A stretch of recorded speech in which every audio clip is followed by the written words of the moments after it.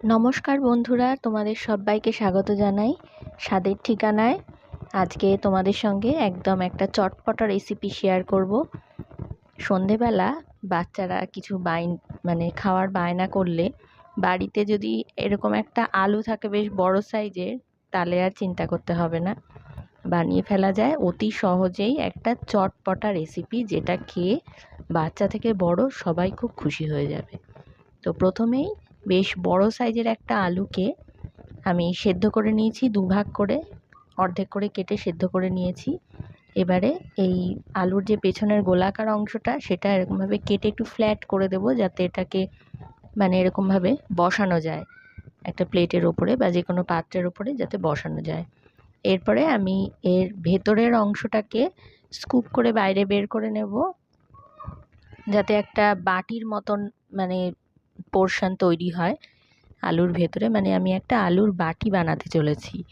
তো সেই জন্য আমি এরকমভাবে খুব সাবধানে ছুরি দিয়ে বা চামচ দিয়ে, যেটাতে তোমাদের সুবিধা হয় সেটা দিয়ে কিন্তু এরকমভাবে ভেতরের অংশটাকে যতটা পারবে, আবার খুব বেশি পাতলা করে ফেলা যাবে না,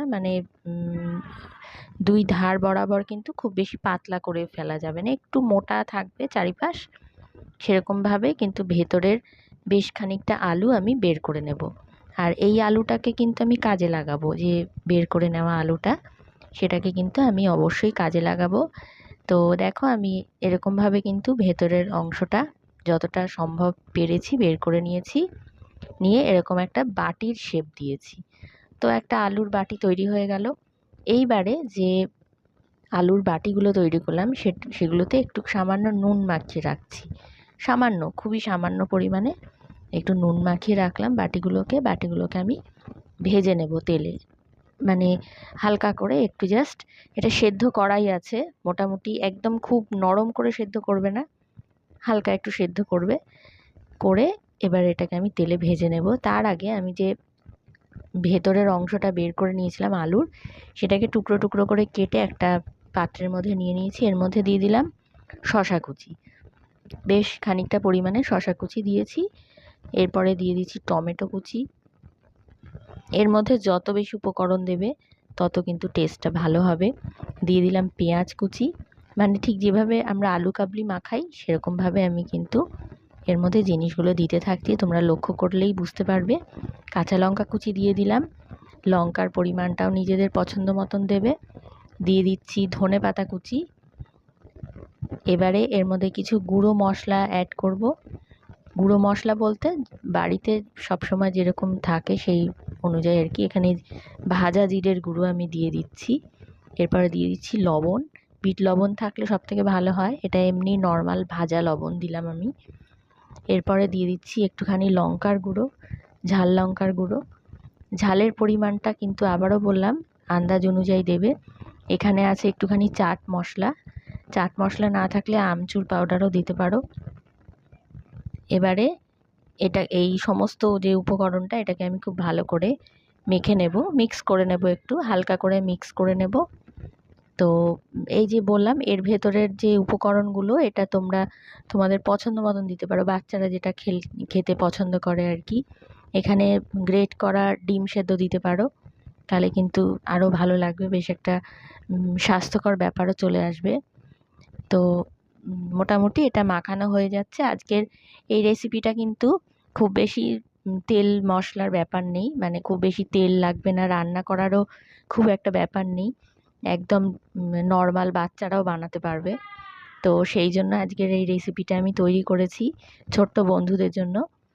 তো এবারে দেখো, কড়াইতে সাদা তেল গরম করে নিয়েছি। এবার সাদা তেলের মধ্যে যে আলুর বাটিগুলো বানিয়ে রেখেছিলাম, সেই বাটিগুলো একে একে এরকমভাবে ভেজে নেব। খুব লাল লাল করে ভাজবো না, হালকা একটু বাদামি রং ধরবে এরকমভাবে ভেজে নেব।